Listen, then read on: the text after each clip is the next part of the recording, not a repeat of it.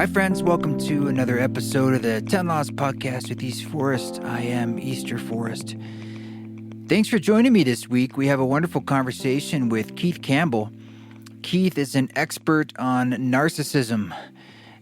He's a researcher and a teacher and an author, and he wrote a really great book about it. And I heard him on the Joe Rogan podcast, and we were lucky enough to get him over here to go a little bit deeper into it. And he's just a really sweet guy. And I think this is an important subject to dive into because it seems like what role does narcissism play in the world and in our lives, and how can we be aware of it and essentially work with it? So I think you're going to enjoy this conversation very much. Before we get into that, I just want to let you know you can still pre-register for the event this winter in Salt Lake City. We have not set the exact date and location yet, but essentially you're pledging your interest to attend. You can get that back, so to speak. Like once we pick a date and venue, you'll be notified and you can decide whether or not you'd like to officially attend at that point when it's ticketed and goes on sale. But that's at eastforest.org/tour.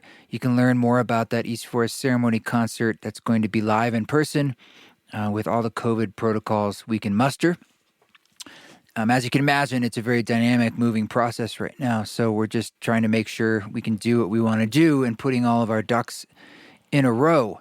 Also, we've got a merch sale going until December 3rd. So I believe when this podcast comes out, I'm recording this on Sunday, and the 3rd is Thursday. Yeah, so it's Community 2020 is the 20% off code at the merch store, also at eastforest.org. So it's a great way there's like some bundles there too that already have savings. So you slap on the discount code, and it's by far the largest savings you'll get all year. And actually, the folks on our mailing list, if you're not on the mailing list yet, they got a little code for 25% off. So it's a good reason to get on the newsletter, which is relatively infrequent, but we try to put out things that you might be interested in and geographical targets for shows and things like that. I'm still in Boulder, but I'm leaving tomorrow to head back north. Going to be up north for the winter, more or less, as far as where I'm basing out of. It's been absolutely beautiful down here, but it's also getting pretty cold. But we have some interesting things coming up in the East Forest world that I'm quite excited to share with you. They've just been in the works in the background, so I feel like it's too soon to tell you all the details. But in the meantime, I hope you're enjoying the Spores record, and thank you for all your support, for everyone who's giving this podcast a review and the ratings on iTunes podcast. You can do that while we're talking here right now. And the messages via info@eastforest.org, and just like the way you guys tag and share stuff and send messages on social media, at East Forest on Instagram and East Forest Music on Facebook and Twitter. So thank you. I really appreciate it, especially in a time of the pandemic. It's a way that it helps me feel connected to all of you. So it's not just me talking in a microphone. I used to get to see you more at live shows, which will happen again, and as we're trying to plan one for this winter in Salt Lake City. But it's just a nice way to try to stay connected and be in conversation together as we walk through this really crazy time. The COVID stuff, as you know, it's increasing, and I'm personally having a hard time with some of my friends. People are in such different universes about this. I tend to take it a bit more seriously, and I have a lot of friends who frankly don't. And it's hard. It's hard because that's kind of, us being on different planets as a culture is what this makes this continue to move forward. And whatever you think about how it might affect your personal health, it's creating such destruction in our economy and our culture and a lot of people's lives, and plenty of people terribly. But we're not going to get through that until we do collectively feel that we are through it. And that's not going to happen until we have some compassion and make some changes for one another. I guess a lot of people are just waiting for the vaccine, but it's like, what lessons did we learn? I think that, frankly, there's multitude of lessons people are learning individually. We're all being presented with opportunities and doorways to walk through the challenges that we face. And some of us are walking through more of those than others. And look, all choices are valid. So I'm not trying to judge it necessarily from a meta spiritual level. So I trust that like that process is happening, whether or not we feel like there's massive like systemic changes that we wanted to see, perhaps through the way COVID-19 burns down the house in a way. And I'm certainly not inviting collapse. I'm inviting change in the most peaceful and gentle way possible.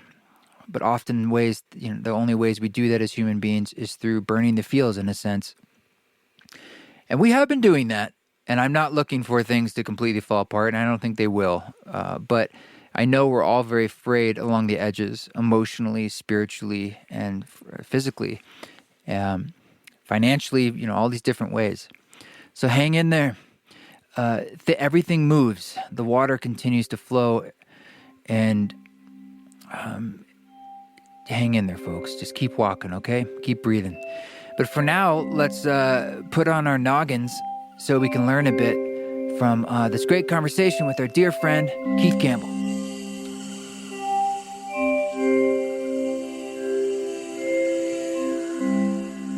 Well, thank you, Keith, so much for joining us. I've been digging into your new book, New Science of Narcissism, and reading through it, and I had some questions that have come up, and I'm hoping we can just kind of dive in. Perfect. That's what I like to do.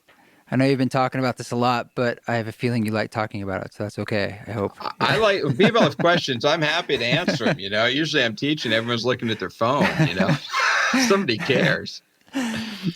So, you're right that narcissism is a word that's bandied about a lot these days, and I bet a lot of people, if you ask them, like, well, what does it mean to you?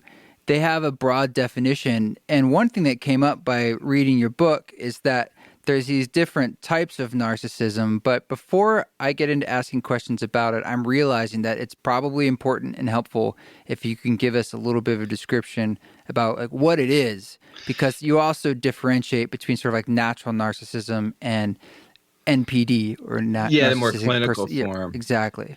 Yeah, so you're right. People use it generally, and they usually mean somebody that's a little self-centered, kind of full of themselves, boastful, maybe a sense of entitlement, and that's accurate. Those are all kind of traits we ascribe to narcissism. But when we talk about it in the research side, we talk about a couple different forms, really three.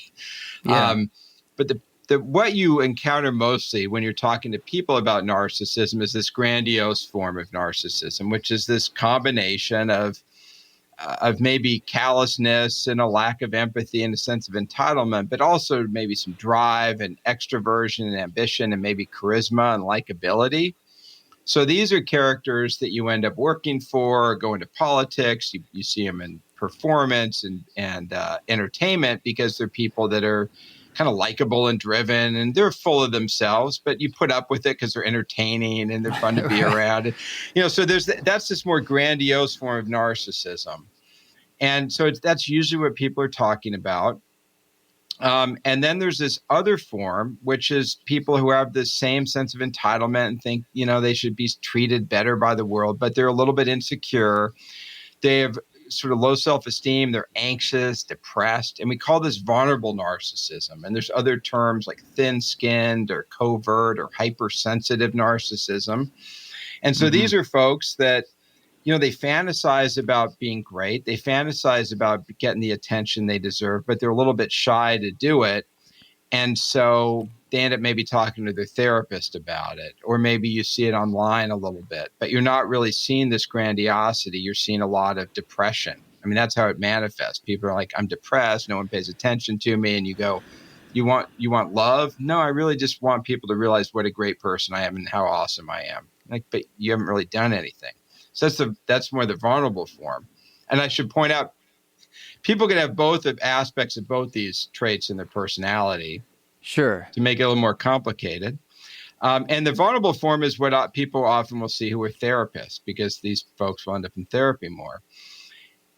And then there's this form of narcissism where it becomes extreme and inflexible. So imagine you're very narcissistic, you're very, you're callous, you lack empathy, you want to be around special, important people, you want people to tell you how much they admire you all the time, so you're attention seeking, you use people as props in your life so you get attention, and it becomes so bad it becomes a disorder. You're like, your marriage falls apart because you can't love your kids. That really extreme and inflexible narcissism is narcissistic personality disorder, or NPD. And that has a lot of grandiosity, but also vulnerability in it as well. So sometimes what happens, people are talking about this clinical form of narcissism, but really that's relatively rare. 1-2% of the population at any time would be diagnosed as NPD.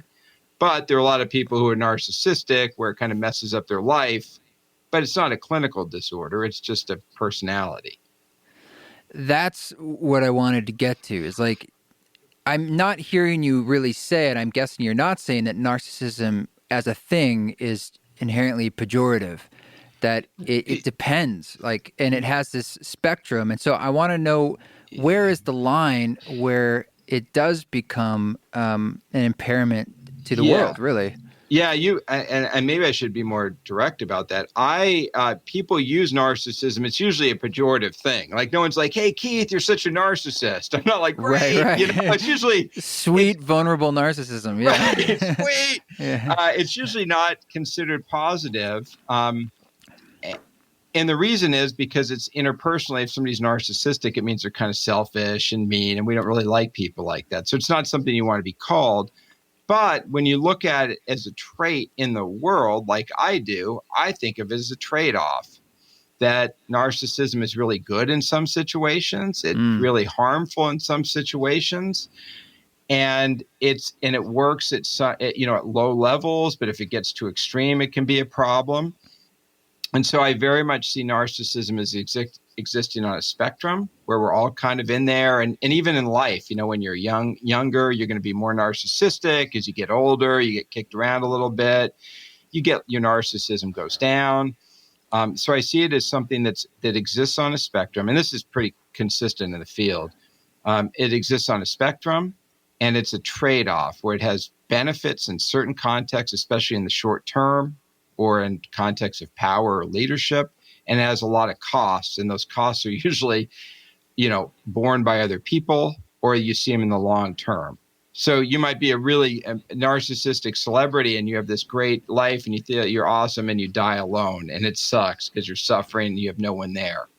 And so I look at these narcissistic individuals, and I don't get mad. I'm just like, you're going to suffer later. It's too bad for you. But I see it as a trade-off, if that makes sense. It sounds like you're saying narcissism is a trade-off for sort of like 3D level reality, ground level kind of gains, as opposed to spiritual gains or soul gains, typically. Yes. I mean, if you want to put on that level, it's interesting because, in the sort of the spiritual world, you see lots of narcissistic spiritual leaders. Which is ironic, or maybe it's perfect because it's sort of showing you like the hunger is there. I don't know. The hunger's there, but it's such a great place for people. So if you're an academic, if I do quantitative personality science and you walk in and go, I'm the best at it. I'm like, you're not. You just can't do it. It's like my buddies who are jazz musicians. They'd say you go to New York and they'd make you play Phoenix and B flat double time. And if you couldn't do it, you were out. They can tell who's good or not. You can't fake it. You go into the spiritual world, no one knows. So you're like, I'm an enlightened master. And you're going to convince some people because they're hungry. So there's a lot of flexibility. And when there's flexibility, you get ego. But yeah, I think it can be a real block to spiritual growth. But again, like I'm a yogi and I watch the Netflix show on Bikram, I saw that. Yeah. He's a wonderfully narcissistic character. I mean, I was laughing. Pretty classic, yeah. I mean, I shouldn't laugh because he's kind of seems like a horrible dude too. But so narcissistic, doing the when he was watching people doing the practice in 104 degrees, and he's got his own personal air conditioner. Right. And the Mauna Kea Beach Club towel. That's something no one would pick up, but I did. The Rockefeller Hotel towel. And I mean, and so I'm laughing at this, but this is total narcissism. And he kind of stole the practice from someone who really wasn't that narcissistic, but because he was such a showman, he was able to spread it everywhere. And the truth is, it kind of works. I go do a Bikram series, they just changed the name now. So it's a real trade-off. I can't. So on one hand, I'm like, thanks for that. I really appreciate your series. On the other hand, I'm like, you're kind of a bad guy. Yeah. And this is, I was having a conversation with Aubrey Marcus on his show the other day, and we were talking about like these things that drive us and these aspects, I guess, of our ego or our psyche that is like the fire. And some of these are aspects of narcissism. And without them, in some ways, there'd be no wood on the fire of incarnation. There would be no grist for the mill. Like it kind of like, you could look at it like that's what creates the karma. It's like, and so we kind of we don't want to disown these things because maybe narcissism in some ways is playing a role so that we can do things and be motivated. And I didn't know we were going. I should have known by your name we were going to go in this direction. But yeah, so there's there's these old stories that you always hear about Asian teaching, which is different than, the guru model is very different than my model. I'm like, question me, students, let's brawl. And it's not it's not a respect model as much as you have. But there's a story about somebody taking a student, shoving his head in a river till he almost drowns. And then says, when you want to, reach enlightenment as badly as you wanted to live, come work with me. So there's those stories that you need this incredible ambition to achieve some sort of spiritual growth. It's a hard job. And so there's going to be a lot of ego that goes into that, but the ego is going to be a detriment at some point in the progress because it's going to keep you grounded in yourself. So I don't understand this. I'm a psychologist. I'm not a spiritual kind of guy. Well, you're a yogi. You're an explorer of your inner space. I mean, if anything, I would say because of your interest in psychology and devoting your life to it, it's like you have an inherent interest. I do some work on ayahuasca and stuff. So I hang out with some folks that are working at that more spiritual level. And I like to stay in my own lane and say, look, I understand the psychology very well, but you start opening the third eye. It's a little out of my depth. And like, I have a bunch of maps that are real good for the normal world. In the spiritual world, they fall apart a little bit. So I try to say there's another set of tools up there, and I don't have all those. And it gets really interesting with things like ego because there's so many spiritual people that are so freaking egotistical. Yes. And then other ones like the Dalai Lama, who are incredibly powerful people, powerful leaders. He's one of the greatest leaders ever in a weird way. Very strong person, but just zero narcissism. Yeah. And it sounds to me like he works about 4 hours a day on kind of reducing his own ego, but keeping his ego strength. And he even talks about the ego as being kind of a duality, that you need it, but you don't need it. It's tough. Do you think there's a role going on with like technology, particularly the iPhone and the smartphone? So the last 10 years, and I looked at things like that wonderful documentary, Social Dilemma on Netflix, which I assume you saw. And I thought it's fascinating. And I personally feel like these things are exacerbating all of these narcissistic tendencies. And a lot of us aren't even realizing what it's doing to our brains. It feels like a problem. Yeah, it is. There's so much in that question. So I watched a little bit of the Social Dilemma, and I know a lot of these Facebook, and I kind of knew about the stuff going on, and so it wasn't really surprising. Yeah. But then when I saw it, I'm like, well, when you put it that way, I guess it really is kind of surprising. So social media seems to be really ripe ground for narcissism. So because you're able to take an image of yourself and project it and fix it before you put it out there, you can kind of sculpt it and edit it and make it work. So when social media started, we started doing research on it right at the beginning because when I first saw it, I'm like, oh my God, this is narcissism. And so you find narcissism spreads in all these networks because they're shallow, they're sort of materialistic, they're surface level. It's not a love network. It's a ego network in a lot of ways. So narcissism spreads and maintained on these networks, but we don't really see that social media is turning people into narcissists. That's what I originally thought, but it seems like a lot of people just get real depressed and turned off by it because, like I do yoga with these influencers. Like if you're a yogi, I'll go in and back before the plague, I'd walk in and these guys would roll in off the beach in Ibiza and they're 6'5" and ripped. And I assume they're influencers. I don't know. They're so attractive. Now imagine like you see people like that all the time and you start going, God, I'm a horrible person. Everyone's beautiful and they're in Dubai and I'm a loser. And so that there's sort of a blowback with social media for some people. So I think it's led some people's narcissism really explode and some people have gotten very depressed. But what about the way that narcissism, when it kind of has its own life, it leads to less cooperative behavior? And like something they're talking about in that documentary is about connecting the dots to the polarization that we're seeing and like globally. And so, I mean, that to me seems like a really, really big issue. And so it might not be making narcissism maybe worse, but yeah, maybe it is in a way. I'm cracking up. I shouldn't laugh. This is the problem with this is how I cope with depression is I just laugh. So when they started Facebook, and I talked to enough people who knew Zuck and they say he's a good dude. I've never met him and he's legit, doesn't want the world to end. What kind of narcissist is he, do you think? I mean, vulnerable? People who I don't know. I mean, like I said, the people I know him, say he's not a bad guy, but he has a lot of those really vulnerable qualities. He's not a showman. He's not like a Musk figure, he's much quieter, reserved. Yeah. I just don't really know because he doesn't have a very strong personality. I'm putting you on the spot there. Yeah, I know. And I'm careful not to be super dismissive of people now because I found myself doing it so easily in the past.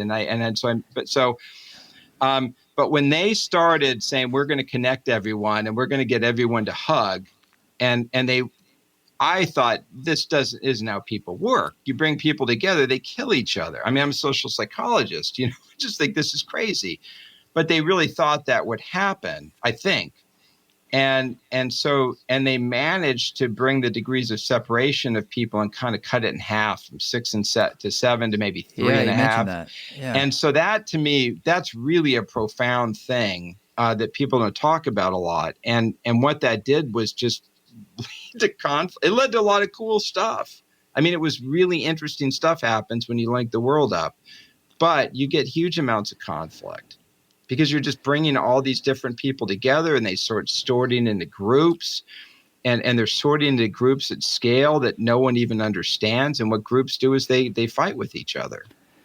Well, it's not just that they're sorting into groups. I mean, the algorithms are funneling them into their own tunnels of information. So it's sort of like you're no longer able to be cooperative because you're only seeing it just more and more truncates like ideas. Yeah. Exactly. And that's what you see in a lot of the social work, social psych work and the communication sociology work is you'll see people that they get them in these reinforcement feedback loops. So if you're on the right, you get the right. You're on the left, you get left.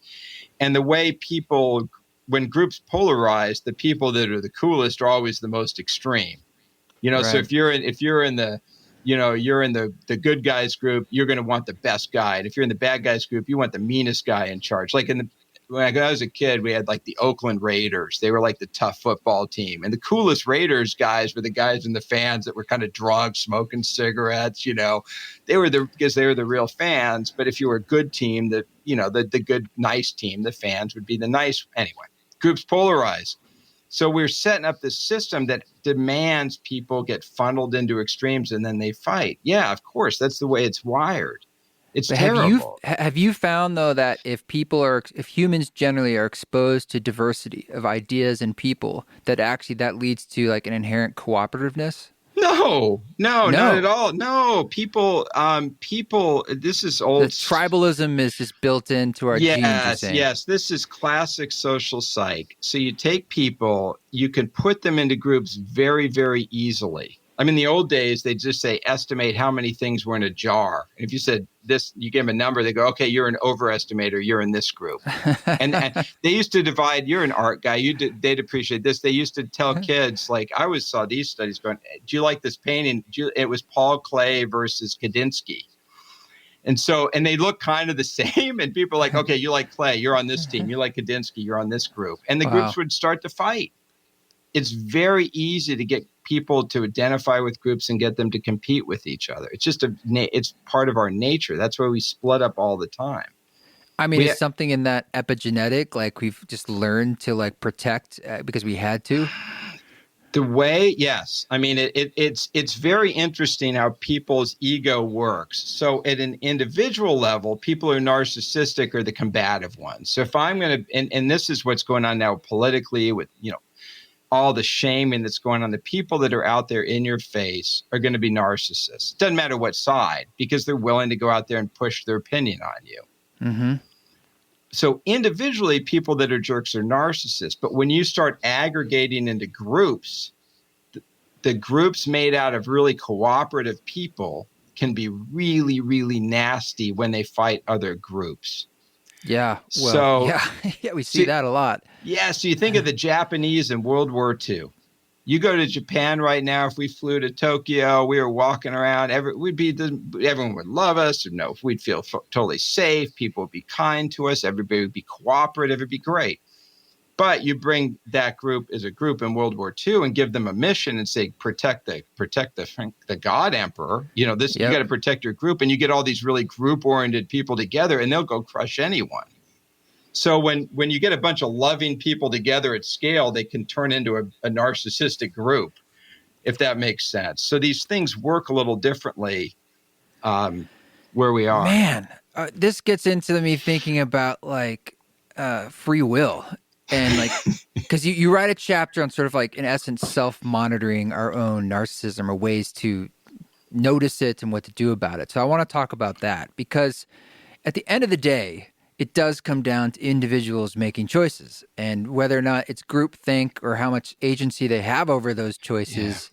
It is about the person listening to this right now and they'll be like, look, I don't want to be lost in my narcissism. I want to be making the world a better place. How can they self-police that? Yeah, it's a great question, especially now, and I hadn't thought about it till even this discussion, but you can see when you don't know who you are, you can get caught up in different ways. One, you can get caught up with kind of the ego beast. Like, you're freaking awesome. Look how good looking you are, and you start to get feeding your own ego and you start cutting yourself off from people. And the other way you get cut off is you start getting sucked into the herd.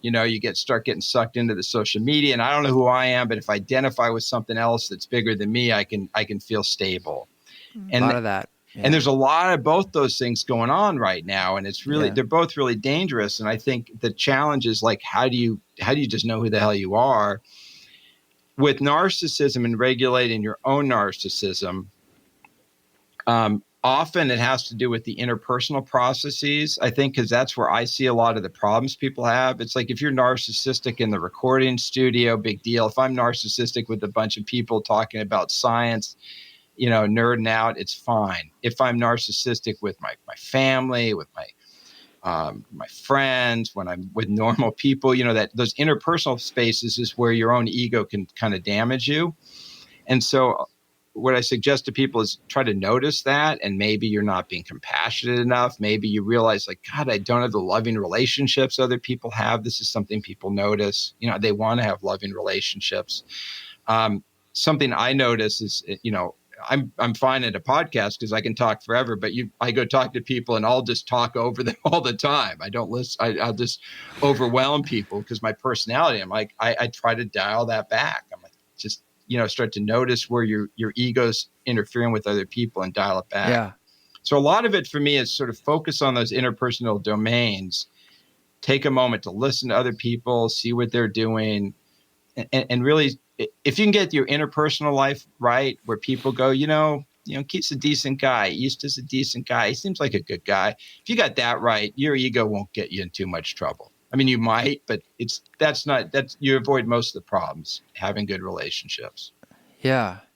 I would think that in some ways doing things like service acts or anything that's sort of not about you, helping others, would be sort of ways of tilling the soil and, It setting the is. stage. The challenge with that is that people do service acts in a couple different ways. And one way is a service act where you kind of give up yourself. And another way is a service act where you ride in as a hero and go tell people how to be better, and you bestow your goodness on the world. And so I think you can frame service in a way that really is something like in yoga, the devotional yoga, the bhakti yoga, I guess would be the term. This seva, it's this more it's whatever I can't do. Let me just put it that way. It's whatever is a real struggle for me. That kind of service I think is important, but sometimes people go like, yeah, I'm doing service. What does that mean? Well, I'm just going to these dumb people and I'm providing my expertise and wisdom. And that could be a way to reinforce ego. But if it's, I'm going back to thinking about like, what if that's, is there ever such a thing as selfless service, I like to think that there is, but I think in general, so the reason I have this concern is because when we started studying things like community leadership, this was a question we had in a bunch of data, and that's something that people who are narcissistic love. That seems to be very strongly predicted by narcissism. Community leadership. It's just a weird item. This is just a weird item that we have in these sociology measures, but it's one of those things where it kind of struck me for a while. Why are these people that are narcissistic wanting to be community leaders? Well, because they're leaders. They want to go and run stuff. They want to be in charge. They want status. It's not a bad way to get status. I'm not saying it's a bad thing. In fact, a lot of the ways people deal with ego is they put it in something pro-social. So you say, I'm going to drive a Prius because people think I'm a do-gooder, but at least I'm driving kind of a better car. Or there's an old Buddhist story, it's probably from the 60s, of a priest who died, had such a big ego, he wanted a monument for himself. So he planted a tree. He figured, well, I got a monument, but at least I'm providing shade for people. So you try to align the ego with doing good for people. So I think that idea is really important. But if you want service as a way to kind of make you a better person, I think there's a risk in that the service needs to be not about you. Yeah, this stuff can get tricky. You also wrote a little bit in the book about psychedelics as a change agent, and that's something I talked to a lot of people in the psychedelic research field, and so I'm very familiar. I think a lot of listeners probably are about some of that research and what's going on, and it's pretty nascent, but it's also a lot of energy in it. Yeah, it's so interesting. So I have a student, Brandon Weiss, who's a graduate student. He's doing this. He finished his Ph.D. and he's kind of finishing up as they do, kind of postdocs and stuff.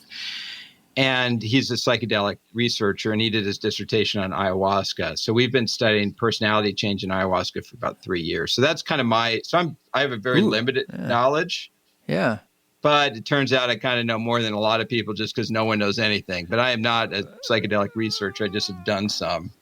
And so what we've looked at is the plant medicine, basically studying people who've gone to these centers in Peru and more recently in Costa Rica and done a kind of the classic, week or two of ceremonies, 3 or 4 ceremonies. And what we find in the personality change is that the biggest changes are on traits having to do with neuroticism. So like depression, anxiety, hostility.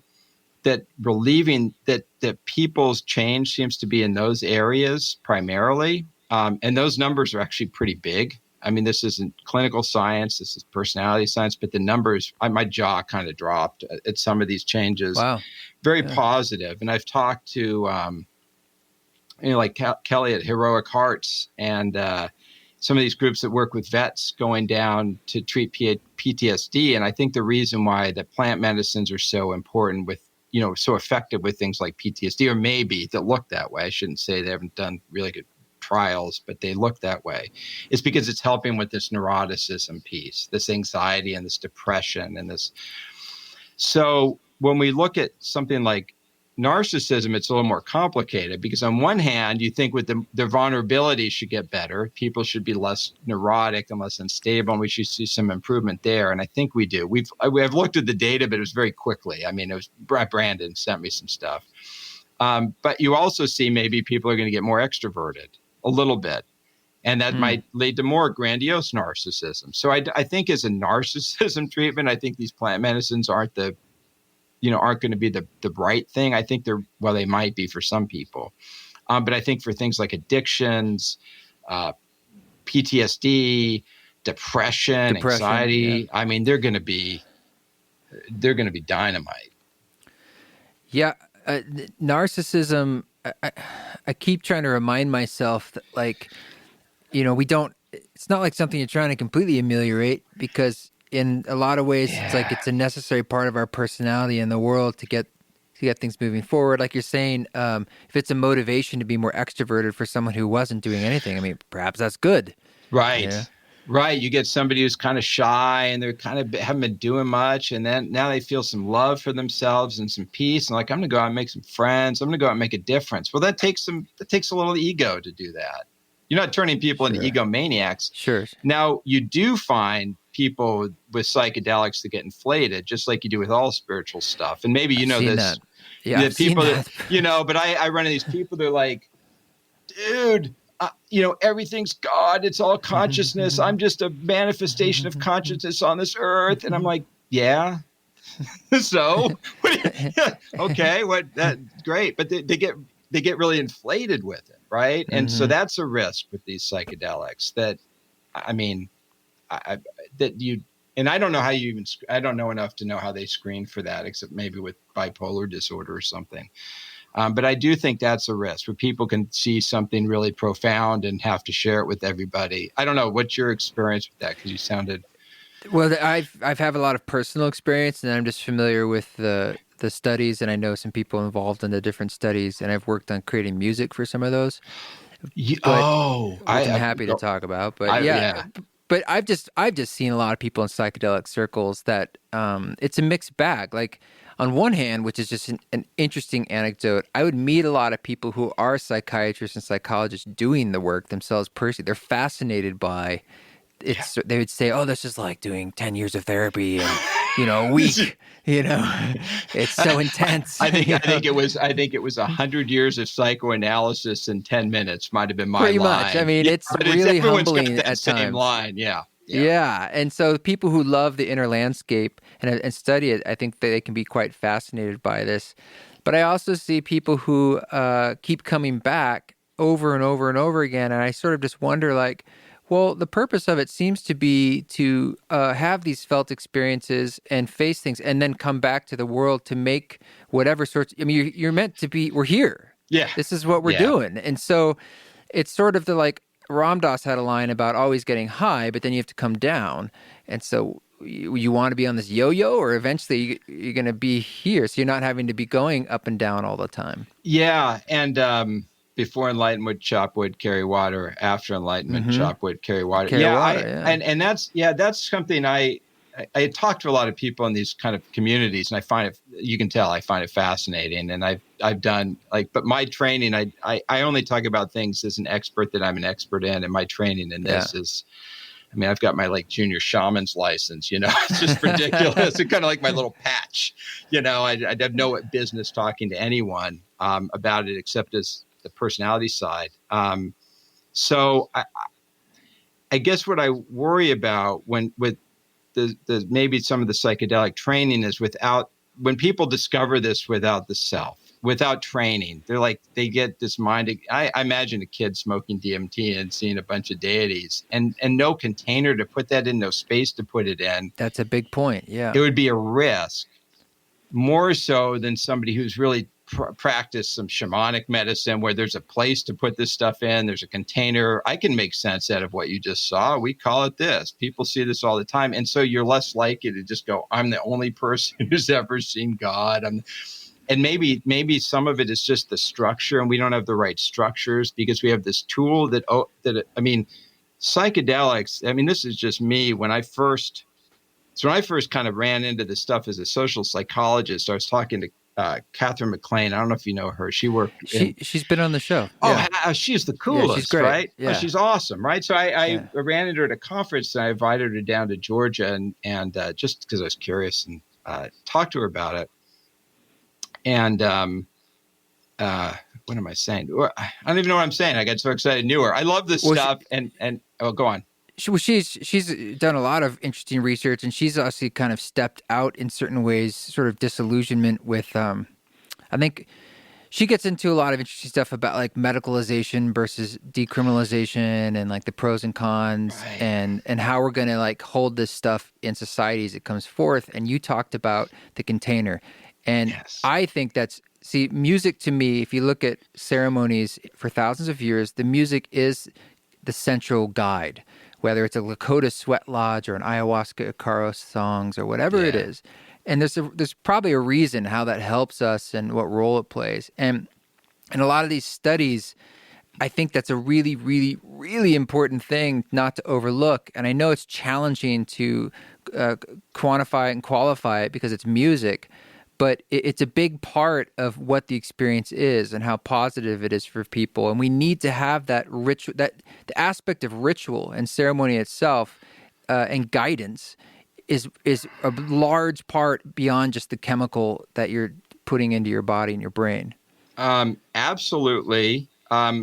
Respond to that. In anthropology, we talk about sort of creating liminal space. You know, there's a term this is a term that maybe people listening aren't familiar with, the limen. So we talk about the consciousness and the unconscious. And in between that, they used to call it a limen.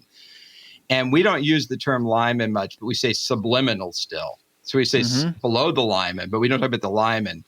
So the idea is there's this threshold between conscious and unconsciousness. And when you activate and you hover right at that threshold, you don't go unconscious like you're dreaming, but you just hover there. It's a state of liminality. So anthropologists got really interested in this because this is what rituals do. They put you in a liminal state, and that allows your consciousness to be changed. Receptive, And so a Catholic service puts you in a liminal phase. A dead show puts you in a liminal phase. And when you do an ayahuasca ceremony, the shaman will say the Icaros are really what's doing the work. Back in the day, the shaman would drink the ayahuasca, but you wouldn't. You just sit there and you'd be sung over. And so these things are super important. And I know, and this is me. This is kind of, I'm at the bro science level. I apologize, East. This is me talking to That's all we do. That's all I do. No, I mean, this is me talking this is just me gossiping with the kids, the young, smart PhDs. But it sounds like people are really working on building some soundtracks that are going to kind of work. And it sounds like maybe you know something about this. And I'd be super curious because I've been up to Mongolia with throat singing. I've been to those things, and this stuff is just really powerful. So what's your take? Yeah, there's a guy named Mendel Kaling who was working at Imperial College London with Robin Carhart Harris, who's doing their research on psilocybin in particular. And Mendel was, I believe, a postdoc or doctoral student as well, if I'm getting that right. And he was interested in the music side. And he's one of few people who's done actual research on music in these psychedelic studies.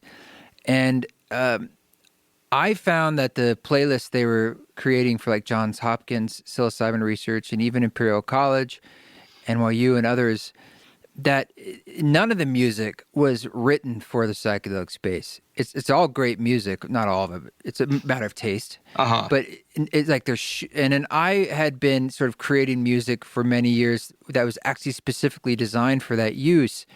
And I just discovered on my own like things that I thought made it better, including like it being longer, so you could be in these sort of spaces, and the use of field recordings and nature sounds and certain musical techniques of tension and release and blah blah blah. And so I wanted to create not just a complaint, but it's like, well, here's what's working for me. And it's what I think is needed more than anything, Keith, is sort of like an American shamanic tradition in a sense. Like we have these bits of these sort of tentacles of thousands of years of like an Icaros and stuff, which is great, and they work. They're fantastic. But it'd be great if we're like, well, what do we need? And what is also the musical language, the harmonics and the things that you and I have grown up with. So there's a familiarity to it, but it's using the same musical technology. Yeah. And that's not been studied. That's not been pulled apart and not been discovered. And that I feel like is a real frontier. Well, part of the reason none of this has been studied is it's illegal. I mean, I have to it costs too damn much money. I can't do it. It's hard to research it just costs a bunch of money. So the stuff we've done has been kind of bootstrapped. When Robert Hunter was given LSD by the CIA, I think, or by MK Ultra, the story I heard is he went back to Jerry Garcia and said, put on a raga, put on oh man, who are they listening to? Ravi Shankar. Yeah. Put on some Ravi Shankar and take this. So the first thought he had was put on an Indian raga. And I'm not a musician, but ragas are a long form, kind of constantly evolving improvisational. And it's deeply tied to this, like the improvisation is, I mean, I talk about not knowing a lot about this, but a little bit. It's infused with the soul. Like it's supposed to be like God in a sense, and that's the whole point. It has all these rules, musical rules, but it's all about the improvisation. It's inspired. It's about being in the flow. Okay. Yeah. So then my favorite kind of jazz musician, Alice Coltrane, was I love her. Buddhist. I mean, a study with Yogananda in California, and then started putting out this incredible kind of monastic jazz that I with Pharoah Sanders, this stuff that I just find wonderful. Yeah. And then it disappeared. But I'm like, well, we got kind of some, and then I'm kind of a deadhead, man. I'm just hate to admit it. I'm old, but I could listen to Dark Star for 35 minutes and feel good about it. So we have some tradition of that here that we do. But we don't have our own. We're kind of making one, but I don't know. We are making one, but if you look at how it was done inside psychedelic ceremonies, it was very regimented and experimented on for hundreds of years probably. And they came up with the songs, they came up with the way, they came up with the method. And I'm like, for instance, like mushrooms, psilocybin, 99% of people have only used it recreationally. They've never been like created a ceremony around it, or and let alone like, oh, this is the way we do it in our people. Right. There's no elders really to be like, here's the method, whether or not you choose to do it. We don't have it. Yeah. And we might have. And who's we anyway, by the way? Like, who are our elders? I mean, do I go to Celtic traditions? Do I go to, that's the great thing. And I think part of the problem is that it's like the American energy is sort of like, hey, you do it how you want to do it. Yeah. You pick a little bit of this and you pick a little of that. And I think what's happening in these centers in Latin America with ayahuasca is they're building these new systems. I mean, they're building, they're interpreting the medicine. I mean, I haven't studied this. It's just kind of me spitballing, guessing. They're using, that bufo or the 5-MeO, what is sapo. I don't know what they call it there. They're using that, which is something they just discovered. But now the indigenous folks are using that in ceremonies. So there's some of this, like, I think of a little bit of like psychedelic MMA. When martial arts were all separate and everyone kind of practiced their thing, and then someone said, let's just see who's the best in the octagon, and the kumite, and everyone fought, and then they kind of figured out these two forms work, and they started evolving them, and I think some of this is going on because, like I said, I'm not a psychonaut, I'm a dad. I don't know, but when I talk to people, they're like, yeah, we're hanging out in these graveyards in northern India, taking mushrooms, and I'm like, that's interesting. There's got to be interesting stuff that's going on. Oh, I'm sure you can be a psychonaut and a dad at the same time. But anyway, if anything, I think like from a social standpoint, one of the reasons it's exploding right now is more a symptom of the kind of intense change we're experiencing as a civilization. Like we're trying to thread the needle through something that's pretty like challenging and also just exploding at the same time. And it was sort of all hands on deck, and you're seeing people grabbing for different tools. And those are very, as you found in just the ayahuasca research your student did, for some people, it can make some pretty fast, dramatic shifts. very huge and very positive shifts too. Negative, I mean, it's high risk, but very positive shifts. Yeah.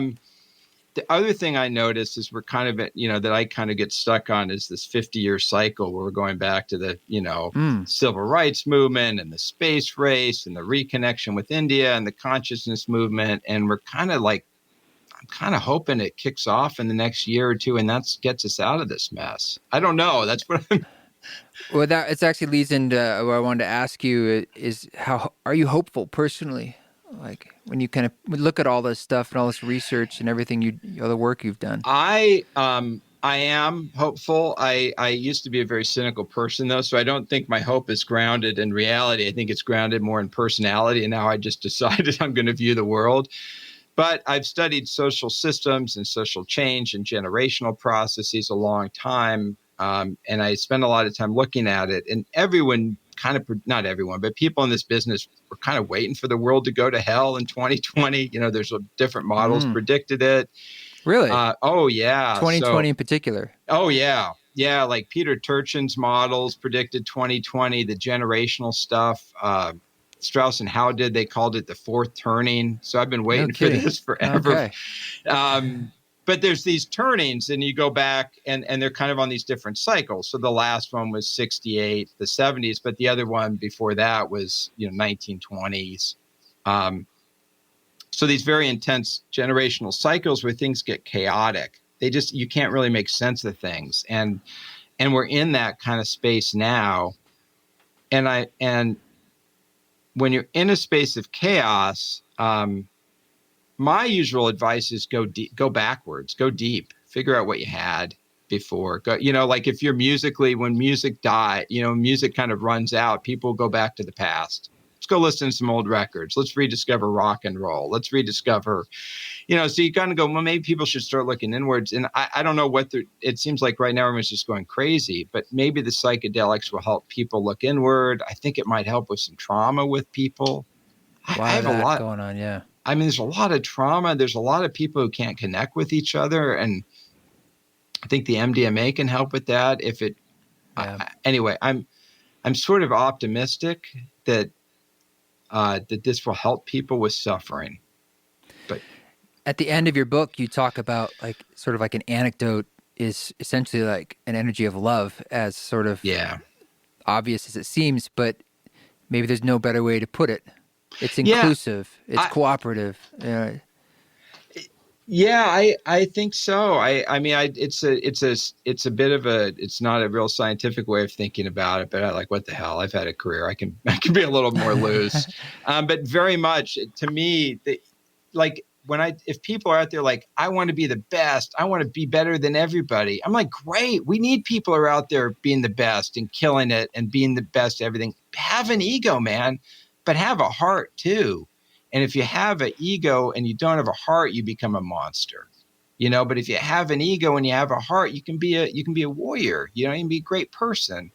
And so the more I kind of puzzle around with this, I'm like, if people focus on the heart piece, you can let the ego maybe take care of itself a little more, if that makes sense. Totally. Yeah. I think that's a great way to kind of close things up. That's a great message to kind of end with. Yeah.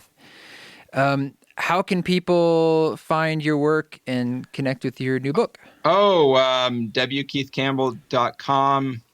We put up a website with some narcissism tests. I can't say the word either. You said it Narcissism much, Lab. In the old days, it was narcissism. Narcissism. It was easier. They added, they made it more complicated. It's a tough one. But yeah, narcissismlab.com or books anywhere. It's the usual stuff. Wonderful. Well, I'll link to it in the show notes as well. And I just want to thank you for giving us some of your time. And I know you've been doing a lot of interviews, and I appreciate you coming on the show. Oh, thanks. That was really fun. Well, thank you, Keith, for joining us. I feel like I got a new friend, and it was really fun to talk. Check out his book. It's quite interesting if you want to take a deep dive into the subject, to keep your ears and eyes wide open as to all things narcissistic. This song that you are hearing in the background is called Washed, and it is from the Spores album. You can listen to Spores wherever you listen to music. on Spotify, Apple, or you can download it in high res at eastforest.org, and you can also get a vinyl there. We have that current discount code Community2020 that goes until December 3rd. So there's a vinyl bundle, actually, while supplies last. That's an incredible savings, especially when you add in that code. Thanks for giving the podcast a review, guys. Thanks for sending all your notes of support on social media, at East Forest Instagram, at East Forest Music, Facebook, and thanks for showing your interest in the Salt Lake City Winter Show. All that's at East Forest, so check out .org. Check out if you'd like to learn more information. Okay, guys, hope you had a good Thanksgiving. Hang in there. Things are crazy. You're not.